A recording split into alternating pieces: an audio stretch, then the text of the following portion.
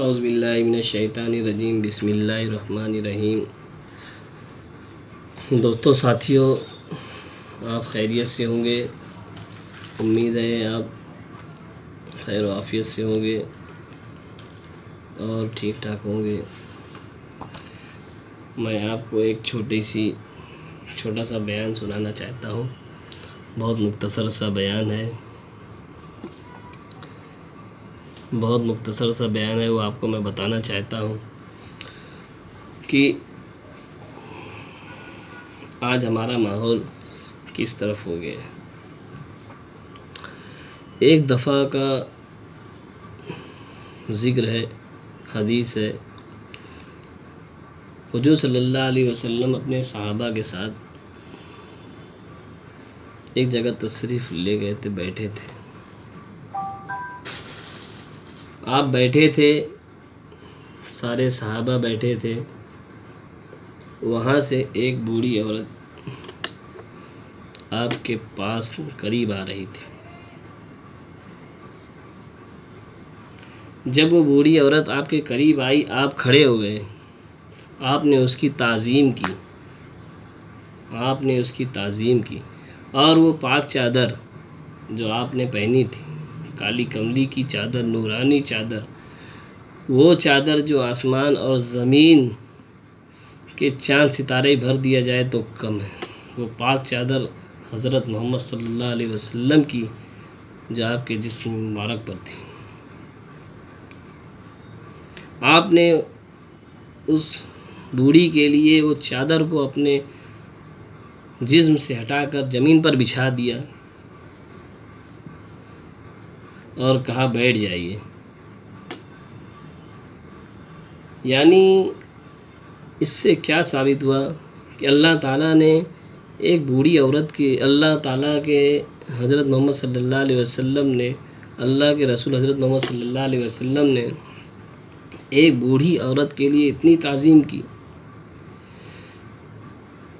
کھڑے ہو گئے اور وہ پاک چادر کو بچھا دیا اور بولے بیٹھ جائیے۔ صحابہ حیران ہو گئے، یہ کیا ماجرا ہے۔ پھر کچھ وقت گزرا، کچھ دیر ہوئی، وہ بوڑھی عورت چلی گئی، آپ نے خاطرداری کی اور وہ چلی گئی۔ صحابہ نے پوچھا یا رسول اللہ کیا ماجرا ہے؟ آپ نے بتایا، میں ذرا آپ کو ایک دوسرے آپ کے دماغ کو یہ چیز بتانے کے لیے ایک جگہ یہ بتا رہا ہوں، غور سے سنیے، ذرا دھیان لگا کے۔ اللہ کے نبی نے تعظیم کی اس بوڑھی عورت کی، کھڑے ہوئے، صحابہ نے عرض کیا یا رسول اللہ کیا ماجرا ہے؟ اللہ کے نبی نے فرمایا یہ میری رضائی ماں ہے، یہ میری رضائی ماں ہے، اس لیے میں نے اس کی تعظیم کی اور اس کے لیے یہ چادر بچھائی اور کھڑے ہو گیا میں۔ اللہ اللہ، صحابہ رو پڑے۔ یعنی اللہ کے نبی نے ماں کی قدر کیا بتائی۔ آج نوجوانوں کو سیکھنا چاہیے، بدبختوں کو سیکھنا چاہیے، جو ماں باپ کے ساتھ کیسا سلوک کرتے ہیں، ان کو یہ چیز میں یاد دلانا چاہتا ہوں کہ نبی سے بڑی کوئی شان نہیں، نبی سے بڑا کسی کا مقام نہیں۔ وہ نبی ماں کے لیے کھڑے ہو گئے، تعظیم کیے، اپنی پاک چادر، نورانی چادر کو بچھا دیا، صرف اور صرف اپنی رضائی ماں کے لیے۔ سوچو ذرا، اگر ان کی خود کی ماں ہوتی تو وہ کیا کرتے؟ اگر ان کی خود کی اپنی سگی ماں ہوتی تو شاید اللہ کے نبی اس سے زیادہ بھی اور کچھ کرتے۔ اس چیز کو آپ ذہن نشین کریے کہ اللہ کے نبی نے اپنی ماں کی، رضائی ماں کی کیا اہمیت دی اور ہم اپنی ماں کو کیا اہمیت دے رہے ہیں۔ یہ بات آپ ایک سائڈ میں رکھیے۔ اب دوسری طرف آپ کو لے چلتا ہوں۔ ہمارا مقام تو نبی جیسا نہیں ہے، لیکن ہمیں انہوں نے یہ چیز سکھایا ہے کہ تم اپنی ماں کے ساتھ ایسا سلوک کرو، والد کے ساتھ ایسا سلوک کرو۔ اللہ کے نبی نے ہمیں یہ چیز کر کے بتایا ہے۔ دوسری طرف آئیے، آپ کو لے چلتا ہوں۔ ایک صحابی تھے، ان کا نام تھا اقامہ رضی اللہ تعالی عنہ، جو مشہور صحابی تھے، بہت تکلیف میں تھے، آخری عالم تھا، روح پرواز نہیں ہو رہی تھی، بہت تکلیف تھی، بدحالی کے اس میں تھے، لوگ دعائیں کر رہے تھے، صحابہ دعا کر رہے تھے۔ ایک صحابی آئے اور عرض کیا، یا رسول اللہ صلی اللہ علیہ وسلم، اقامہ کی طبیعت بہت خراب ہے، روح پرواز نہیں ہو رہی ہے۔ اللہ اکبر، صحابی کا یہ عالم ہے۔ یا رسول اللہ، روح پرواز نہیں ہو رہی ہے،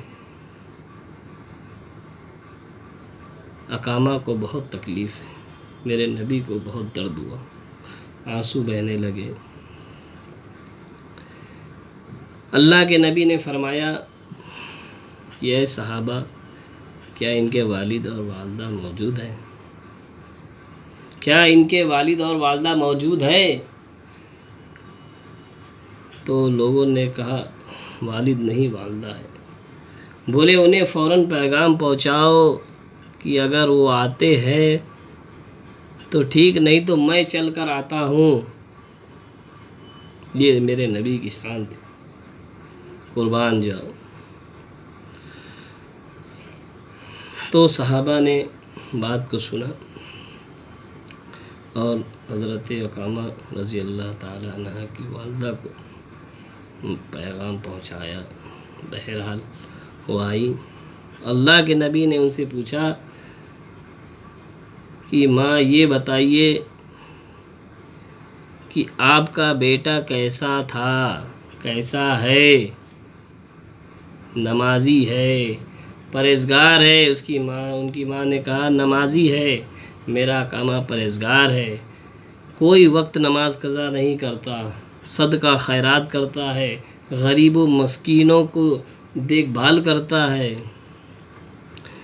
جو پریشان ہیں ان کی پریشانیاں دور کرتا ہے، کوئی کمی نہیں میرے بیٹے میں، وہ ہر چیز کا پابند ہے، تہجد سے لے کے ہر چیز کا پابند ہے، وہ کوئی چیز کی کمی نہیں ہے میرے بیٹے میں، ہر چیز کا پابند ہے میرا بیٹا۔ پھر حضور صلی اللہ علیہ وسلم نے فرمایا